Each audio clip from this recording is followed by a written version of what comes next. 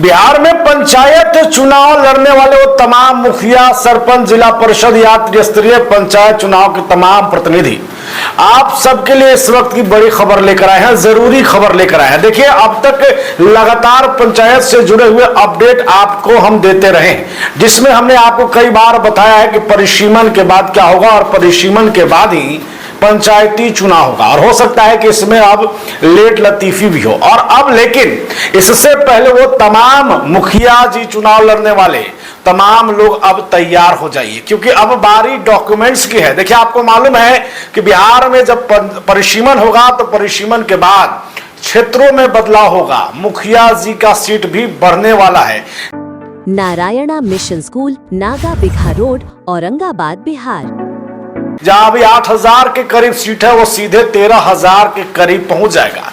ऐसे में हमने जब कई लोगों से बातचीत किया तो सवाल ये है, क्योंकि जब ये बड़ा बदलाव होगा तो जेनजी का जमाना आ गया, अब जेनजी भी आएंगे, नए युवा भी चुनावी मैदान में आएंगे। और ऐसे में जब वो चुनावी मैदान में आएंगे तो उनको मालूम ही नहीं है कि आखिरकार उनके पास चुनाव लड़ने के लिए क्या डॉक्यूमेंट्स होने चाहिए, महत्वपूर्ण क्या क्या चीजें हैं। अगर मुखिया का कोई चुनाव युवा लड़ना चाहता है जिसको जानकारी नहीं है, या कोई ऐसा युवक या नेता कहिए या प्रतिनिधि कहिए या जनता कहिए जो पहली बार पंचायत चुनाव में भाग लेना चाहता है और त्रिस्तरीय पंचायत चुनाव का हिस्सा बनना चाहता है, इसलिए उसके पास कौन से डॉक्यूमेंट्स जरूरी हैं। देखिए, आपको मालूम है कि जब चुनाव का समय आ जाता है और जैसे ही लोग नामांकन करते हैं उसके बाद कई लोगों के, दर्जनों तक लोगों के नाम जो है वो रद्द हो जाते हैं, उसके पीछे उनकी तैयारी नहीं होना है। ऐसे में आज हम बताएंगे कि अगर आप त्रिस्तरीय पंचायत चुनाव का हिस्सा बनने वाले हैं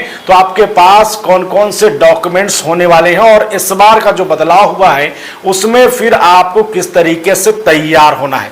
देखिए, आपको बता दें कि सबसे पहले उन तमाम लोगों के लिए ये जानना बहुत जरूरी है, क्योंकि अब जब परिसीमन होगा तो क्षेत्र में विस्तार होने वाला है। ऐसे में मुखिया हो या सरपंच हो या फिर जिला परिषद हो, तमाम लोगों के सीटों में भी बदलाव होगा, क्षेत्रों में बदलाव होगा।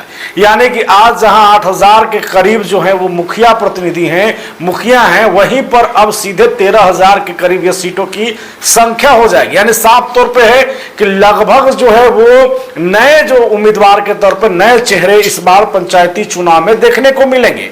इसलिए महत्वपूर्ण है कि आप अपनी तैयारी कर लीजिए, क्योंकि अभी आपको मालूम नहीं है कि परिसीमन में कितना समय शेष है, या यूं कहिए पंचायत चुनाव में कितना समय शेष है। और इसीलिए आपको जरूरी है कि अपने डॉक्यूमेंट्स जो हैं वो लगभग तैयार करके रखा जाए। हम आपको बताने वाले वो महत्वपूर्ण डॉक्यूमेंट्स जो आपको बहुत जरूरी है, यानी कि वो 14 महत्वपूर्ण डॉक्यूमेंट्स आपको बताने वाले हैं कि ये अगर आप अपनी तैयारियों में शामिल कर लेंगे तो पंचायती चुनाव कभी भी होगा तो आपका नामांकन रद्द नहीं होगा। लगभग जो है आप उसको अपने डॉक्यूमेंट से पूरा कर लेंगे, लेकिन उसके लिए जरूरी है कि आप उन कागजात को अपने साथ रखें। लगभग हम आज बताने वाले हैं कि ये जो डॉक्यूमेंट्स हैं, ये जो जरूरी दस्तावेज हैं, ये चुनाव में आपसे मांगे जा सकते हैं। आपको बताएं, सबसे पहले तो जब पंचायती चुनाव को लेकर परिसीमन हो रहा है तो कई क्षेत्रों का जो है वो क्षेत्र बदलने वाला है, उसका समीकरण बदल जाएगा।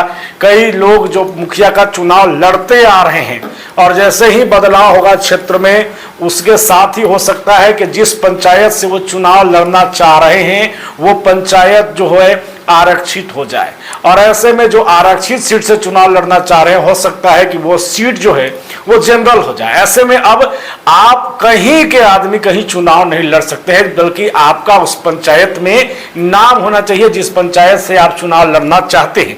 इसके लिए आपको सबसे पहले वोटर लिस्ट पर अपना नजर गड़ाए रखना है। किस तरीके से जब उसके सत्यापन होंगे तो आपको अपना नाम उसमें रखना है जहां से भी आप चुनाव लड़ना चाहते हैं। उसके बाद फोटो पहचान पत्र आपके पास होना चाहिए, पासपोर्ट साइज फोटो आपके पास होना चाहिए, वहीं वोटर आईडी कार्ड आपके पास जरूरी दस्तावेज है उसका रखना होगा। पहचान पत्र के तौर पर आपके पास आधार कार्ड होना चाहिए।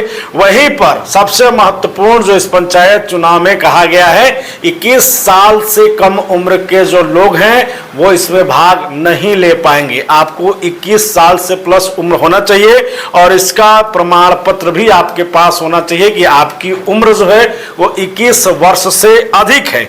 वहीं आपको बता दें कि नामांकन शुल्क या रसीद आपके पास होना चाहिए, निवास प्रमाण पत्र आपके पास होना चाहिए, जाति प्रमाण पत्र आपके पास होना चाहिए।